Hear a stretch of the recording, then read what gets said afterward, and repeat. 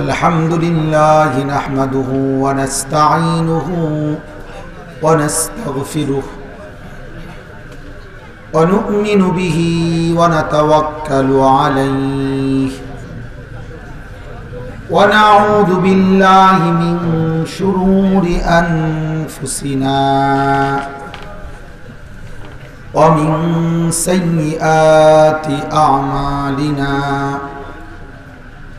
मन यहदिहिल्लाहु फला मुदिल्ल लहु वमन युद्लिल्हु फला हादिय लहु वनशहदु अल्ला इलाहा इल्लल्लाहु वहदहु ला शरीक लहु ونشهد أن سيدنا وحبيبنا ومولانا محمدا عبده ورسوله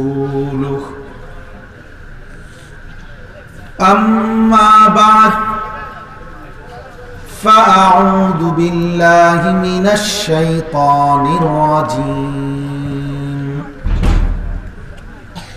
بسم الله الرحمن الرحيم إذا السماء انشقت وأذنت لربها وحقت وإذا الأرض مدت وألقت ما فيها وتخلت وأذنت لربها وحقت يا أيها الإنسان إنك كادح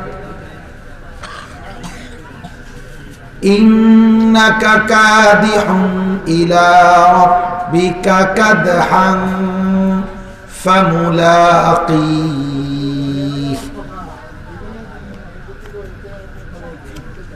فأما من أوتي كتابه بيمينه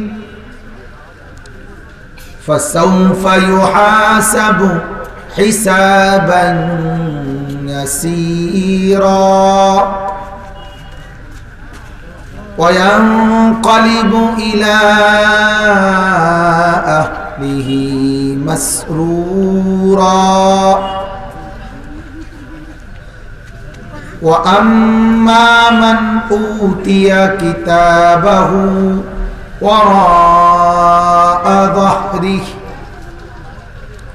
فسوف يدعو ثبورا ويصلى سعيرا إنه كان في أهله مسرورا إنه ظن أن لن يحور بلى إن ربه كان به بصيرا صدق الله مولانا العظيم وقال النبي صلى الله عليه الصلاة والسلام قال جبريل يا محمد عش ما شئت فإنك ميت وأحبب ما شئت فإنك مفارقه واعمل ما شئت فإنك ملاقيه اللهم صل على محمد وعلى آل محمد كما صليت على إبراهيم وعلى آل إبراهيم إنك حميد مجيد اللهم بارك على محمد وعلى آل محمد كما باركت على إبراهيم وعلى آل إبراهيم إنك حميد مجيد سبحانك لا علم لنا إلا ما علمتنا إنك أنت العليم الحكيم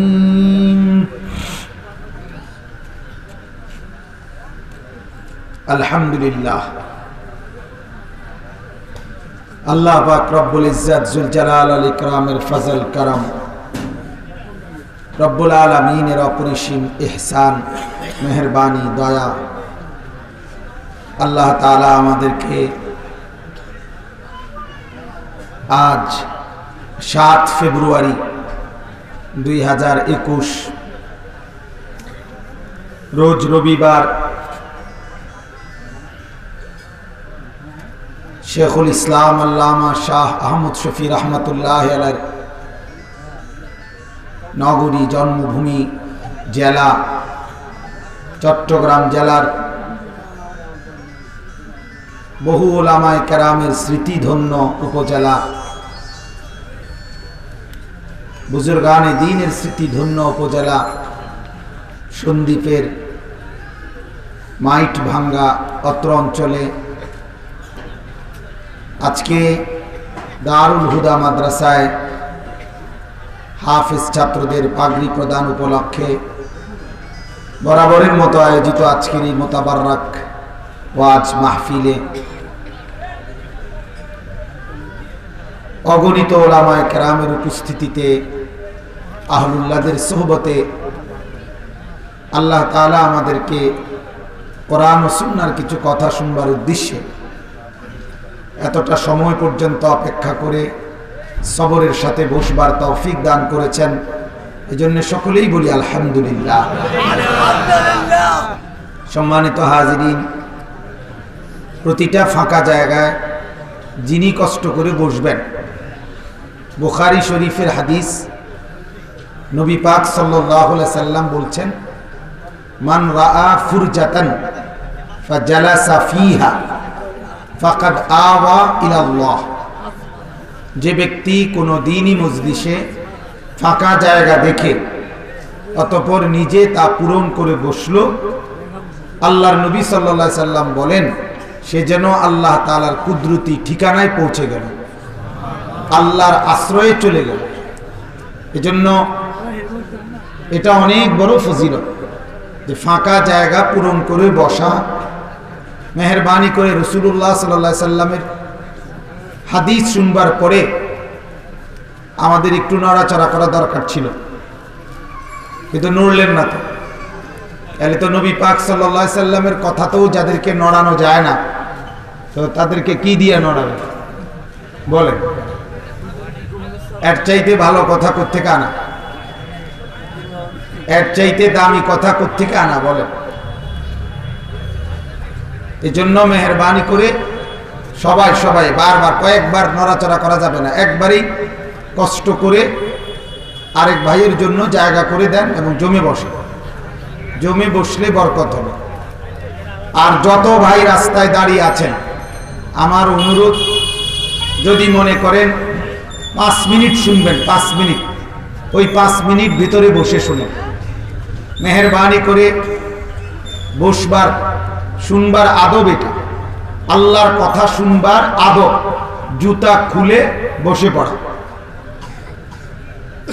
আপনারা সবাই জানেন কোরআনুল কারীমের মধ্যে আছে मूसा আলাইহিস সালাম যখন তুর পাহাড়ে গেলেন তো গিয়েছিলেন তো আগুন আনতে আগুন ওনার স্ত্রী প্রচন্ড ঠান্ডা কুয়াশার কারণে স্ত্রীকে নিয়ে মাদাইন এলাকা থেকে শুআইব আলাইহিস সালামের এলাকা থেকে আবার নিজের এলাকায় ফিরে আসতেছিলেন তো আসার পথে প্রচন্ড ঠান্ডা পড়ছে এবং দিক হারায় ফেলছেন উনি রাস্তাও খুঁজে পাচ্ছে না এলাকার, আবার ঠিক ঠান্ডা প্রচন্ড। স্ত্রী একদম কাঁপতে শুরু করছে, ওনার বিবি। তখন মুসা আলাইহিস সালাম এই পাহাড়ের উপরে আগুনের মতো দৃশ্য দেখে বললেন স্ত্রীকে, তুমি এখানে দাঁড়াও, উমকুসু, তোমরা দাঁড়াও, আমি ওইখান থেকে ইন্নী আনাস্তু নারা, আমি আগুন খুঁজে নিয়ে আসি ওইখান থেকে। তো আগুন খুঁজতে এসে তুর পাহাড়ের ওই জায়গায় যখন আসলেন, তো আল্লাহ পাক রব্বুল আলামিন মুসা আলাইহিস সালামকে ডাক দিয়ে বললেন, ইয়া মুসা, হে মুসা। এই যেভাবে ডাক দিলেন আর বললেন, ফাখলান আলাই, জুতা খুলে ফেলো, তোমার জুতা খোলো, ইন্নাকা বিল ওয়াদিল মুকাদ্দাসি তুয়া, তুমি এই তুয়া নামক উপত্যকার একটি পবিত্র জায়গায় এখন আছো। এইখানে তাফসীরের মধ্যে আছে জুতা খুলতে বললেন কেন, অর্থাৎ আল্লাহ তাআলা বুঝাইতে চাইলেন আমি এখন তোমার সাথে কথা বলবো, আর আমার কথা শুনতে হইলে জুতা খুলে বসতে হয় আদবের সাথে। এই জন্য বুঝাইলেন যে জুতা খুলে বসে পড়ো আর আমার কথা শোনো। এরপরে মুসা আলাইহিস সালাম জুতা খুলে বসলেন, তো আল্লাহ তাআলা তখন কথা শুরু করলেন। আল্লাহ তাআলা পরিচয় দিলেন নিজের, মুসা চিনছো আমি কে? ইন্নানি আনাল্লাহ, আমি আল্লাহ। নিজের পরিচয় নিজেই দিছে, ইন্নানি আনাল্লাহ। আরো শুনবা, লা ইলাহা ইল্লা আনা, আমি ছাড়া আর কোনো ইলাহ নাই, এভাবে কথা বলছে। তাহলে এই জন্য মেহেরবানি করে কথা শুনবার আদব এটা, যে বসে শুনো। যেন আবারও বলছি, আবার একজনও দাঁড়ায় থাকা যাবে না, আর নাই তো আপনি চলে যান, কোনো অসুবিধা নেই। ভাইয়া বসেন, এই যে কোট ওলা গেঞ্জি, কোট ভাইয়া আপনারা বলছি, মাফলার গলায় আসেন, ভিতরে আসেন। তামসার কোনো সুযোগ নেই, এটা কোনো রং তামসা দেখা না। হ্যাঁ আসেন, ভিতরে বসেন। যে কয় মিনিট শুনবেন এই কয় মিনিটে কথা বোঝেন। আল্লাহর কথা 3 ঘন্টা শুনবার এটা কোনো কোর্স না, যে 3 ঘন্টার কম শুনলে কবিরা গুনাহ, এমন কথা বলেন না, এমন না। একটা শব্দ শুনলেও ফায়দা, আদবের সাথে। আমাদের কওমি মাদ্রাসার এটা বৈশিষ্ট্য যে কওমি মাদ্রাসা শুধু জ্ঞান শিখায় না, আদবও শিখায়। আমরা তালিমও শিখাই, তারবিয়তও শিখাই। এজন্য নবীজি সাল্লাল্লাহু আলাইহি সাল্লাম বলছেন, আল্লামানি রব্বি ফাআহসানা তালিমি, আমার আল্লাহ আমাকে ইলম শিখাইছেন, সর্বোত্তম ইলম। কেমন ইলম? সবচেয়ে উত্তম ইলম। এরপরেই নবীজি বলছেন, ওয়া আদ্দাবানি রব্বি ফাআহসানা তা'দীবি, এবং আমার আল্লাহ আমাকে আদব শিখিয়েছেন, সর্বোত্তম আদব। তাহলে ইলম এবং আদব, ইলম এবং আদব উভয়টাই আল্লাহ শিখাইছেন নবীজিকে। কে শিখাইছেন বলেন? কথা বলতে হবে। ওয়াজ শুনবার জন্য এটাও একটা জরুরি বিষয়, কথা বলা চাই। শুধু চুপ থাকার মধ্যে বরকত নাই। যার জবান যতবার আল্লাহর কথার জন্য খুলছেন, জবানের মূল কাজ হইছে, ওইটাই দাম হইছে। এই জবান খোলাই দরকার আল্লাহর কথার জন্য, আর নয়তো চুপ থাকা। তাহলে চুপ থাকবেন ফালতু কথার সময়, চুপ থাকবেন দুনিয়াবি কথার সময়, আল্লাহর কথার সময় খুলে ফেলবেন।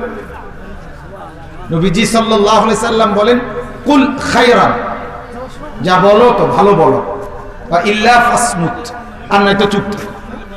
তাহলে জবান খুলবেই মূলত কি বলার জন্য? কথা বলেন না কেন? আল্লাহর কথা বলার জন্য। এই জন্য জবানের মূল ডিউটি কি? যিকরুল্লাহ। জবানের মূল ডিউটি কি বলেন? আল্লাহর জিকির, আল্লাহর জিকির। ইমাম ইবনুল কাইয়িম রাহমাতুল্লাহ আলাইহি বলছে যে আল্লাহ তাআলা এজন্যই জিহ্বা দ্বারা জিকির করাইতে বলছে। জিহ্বা দিয়ে, জিহ্বাই একমাত্র মানব দেহের একটি অঙ্গ যেটা একসাথে 1,00,000 বার ব্যবহার করলেও ক্লান্ত হয় না। কষ্ট হয় না। এক বসায় যদি আপনি 1,00,000 বার সুবহানাল্লাহ বলেন কোনো অসুবিধা নেই। এজন্য জিকির বেশি করতে হয়, এজন্য অঙ্গটা এটা দিয়েছেন জিহ্বা, যাতে করে এটা যত বেশি ব্যবহার করে কোনো অসুবিধা নেই। কিন্তু আপনারে আমি যদি বলি সুবহানাল্লাহ 100 বার পড়বেন, সাথে এই 100 বার এই হাত এটা উঠাবেন আর নামাইবেন, বুঝেন নাই? সুবহানাল্লাহ সুবহানাল্লাহ মানে একবার বলে উঠাইবেন, একবার বলে নামাইবেন। 20 থেকে 30 বারের পরে আপনি বলবেন হুজুর এই আজেরা কাম আমার দিয়ে উঠেন, ফাউ কাম দাঁড়াই দিচ্ছেন, হাতে এটা কিত্তা আমার আর চলে না, ঠিক কিনা বলেন? এই জন্য আপনারে হাত নামাইতে উঠাইতে বলেন। কিন্তু এই জবানে আপনি 1,00,000 বার। ইমামে রাব্বানি হযরত মাওলানা রশিদ আহমদ গঙ্গোহী রহমতুল্লাহ আলাইহি শেষ বয়সে যখন অন্ধ হয়ে গেছিলেন, চোখ দিয়ে পানি পড়ত, যিনি একাই বুখারী থেকে ইবনে মাজাহ 6টি হাদিসের কিতাব 1 বছরে ছাত্রদেরকে একাই পড়াইতেন। উনি একাই পড়াইতেন সব কিতাব। সেই মহান মানুষ, সেই মহান মানুষ, পৃথিবী খ্যাত মানুষ, যার সিনাটাই ছিল ফিকহ, যাকে ফকিহুন নফস বলা হইতো। তো তিনি শেষ বয়সে বলতেন আফসোস করে যে হায় আমি এখন আর দুর্বল হয়ে গেছি, কমজোর হয়ে গেছি, এখন আর আগের মতো জিকির করতে পারি না। তো ওনাকে জিজ্ঞাসা করছে, হযরত এখন আপনি কেমন জিকির করেন, কতটুকু করেন? এখন আর আগের মতো পারি না, এখন শুধু সারা দিনে 1,00,000 বার আল্লাহ পাকের জিকির করি। শেষ বয়সে, যে বয়সে আর জান চলে না, সেই বয়সে যার জিকিরের পরিমাণ 1,00,000, সেই মানুষ 30-40 বছর বয়সে কি পরিমাণ জিকির করতেন কল্পনা করেন। 90 বছরের বুড়াই যদি বলে এই লাইটিটা বন্ধ করেন তো, এটা বন্ধ করো, 1,00,000 বার জিকির করতেন। এজন্য জবান খোলা রাখা চাই। আল্লাহর কথা বললে জবান খুললেই লাভ। মা ইয়ালফিজু মিন কাউলিন ইল্লা লাদাইহি রাকিবুন আতীদ। কোরআনুল কারীমে আল্লাহ তাআলা বলছেন, তোমাদের এই জবান দিয়ে যে শব্দটাই বের হয়, এটা আমার একজন তৎপর, একদম সতর্ক ফেরেশতা সাথে সাথে লিখে ফেলে। এজন্য আমাদের খুলনার হযরত, করাচি হযরত রহমতুল্লাহ আলাইহির খলিফা আরিফ বিল্লাহ হযরত মাওলানা শাহ হাকিম মোহাম্মদ আখতার রহমতুল্লাহ আলাইহির খলিফা, খুলনার একজন প্রখ্যাত আলেম পীর সাহেব হযরত মাওলানা মুফতি শাহ নুরুল আমিন পীর সাহেব, হযরত বলেন যে এই ডান কাদের এবং বাম কাদের ফেরেশতা, ওনারা একজন মানুষের সমস্ত অঙ্গ প্রত্যঙ্গের দ্বারা কৃত যত আমল সব লেখে। এটা তো লেখেই, কিন্তু শুধু জবান দিয়ে আল্লাহর বান্দা যে শব্দগুলো বাইর করে, এইটা লেখার জন্য আল্লাহ তাআলা আলাদা একজন ফেরেশতা শুধু এইটার ফাইল তৈরি করে। এখানেও লেখা আছে, এখানেও আছে, আবার এই জবানের কথাগুলো শুধু লেখার জন্য আল্লাহর পক্ষ থেকে আরেকজন ফেরেশতা আলাদা। এজন্য আল্লাহ তাআলা বলেন, ইদ ইয়াতালাক্কাল মুতালাক্কিয়ানি আনিল ইয়ামিনি ওয়া আনিশ শিমালি কাঈদ। এটা আগে বলছে যে তোমার ডানে বামে দুইজন ফেরেশতা বসা আছে। এরপরে বলছে মা ইয়ালফিজু মিন কাউলিন ইল্লা লাদাইহি রাকিবুন আতীদ। এই রাকিবুন এখানে এটা যে সাথে সাথে তোমার জবানের কথা লেখার জন্য আলাদা একজন তৎপর, সচেতন, সতর্ক একজন ফেরেশতা নিয়োজিত আছে। সুবহানাল্লাহ। এজন্য মানুষের এটা খেয়াল করা যে আমার এই জবানের প্রতি হরফ দাম, প্রতিটা শব্দ দাম। এজন্য বাপ আল্লাহর কথা বলবার সময় মাথা না লাড়া, মুখে বলা। আমাদের অভ্যাস হইল আল্লাহর কথা, কোরআনের কথা জিগাইলে যে বুঝছেন নি, বুঝছেন, মাথা নাড়েন। আপনারে বলছি বুঝছেন নি, আপনি জবাব দিছে এমনি এমনি এমনি এমনি না, মাথা নাড়তে বলছি, তুমি মুখে না বলবে। কথা বলেন, মুখে বললে অসুবিধা আছে কোনো? কিন্তু আল্লাহর কথা বলতে পারলেই তো লাভ হবে। কিন্তু চা দোকানে চা দোকানে যে কথা বলার জন্য অনুরোধ করে, অনুরোধ, ভাই আল্লাহ দোহাই আপনি কিন্তু চুপ করেন, কাকু একবারে আল্লাহ দোহাই মাফ চাই, বাবুরে কইও ব্যাগ দুফি হয়েছে, আর কইতাম না যান, কানে ধরছি আপনি কিন্তু চুপ করেন। তারপরেও বুড়ায় রুক্ষা ওঠে, বুড়ার মনে যেন শক্তি খাইয়া ওঠে। এই বেটা কে কারে কইলি, বেটা কারে আজ তোরে বুঝাই সারো, চাই সবাই চা দে বুঝাই।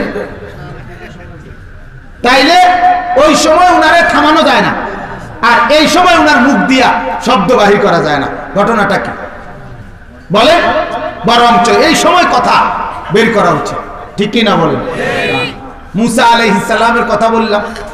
মুসা আলাইহিস সালামকে আল্লাহ তাআলা বলছে, ওয়ামা তিলকা বিয়ামিনিকা ইয়া মুসা, এই যে এটা বল, মুসা তোমার ডান হাতে এটা কি? তোমার ডান হাতে এটা কি? তো মুসা আলাইহিস সালাম বলছে, ক্বালা হিয়া আসাই, আল্লাহ এটা আমার হাতের লাঠি, আমি এটার দ্বারা ঠেস দেই, মানে হেলান দেই, আমি এটার দ্বারা গাছের পাতা পাড়ি, আমি এটার দ্বারা আরো অনেক কাজ করি। কইতে লাগছে আরো, আল্লাহ করে রাখো, এত কথা তো জিঙ্গেছি, তোমার জিঙ্গেছি হাতে এটা কি? তুমি কইবা শুধু লাঠি, এটা দিয়ে তুমি হেলান দাও না ঠেস দাও, এটা দিয়ে পাতা পারো নাকি সুপারি পারো, এত কথা জিজ্ঞেছি তোমার। মানে তাফসীরে লিখছে, মুসা নবী যখন মাওলা পাকের সাথে কথা বলার সুযোগ পাইছে, তো সাথে সাথে আল্লাহ থামানো পর্যন্ত বলতেই থাকছে।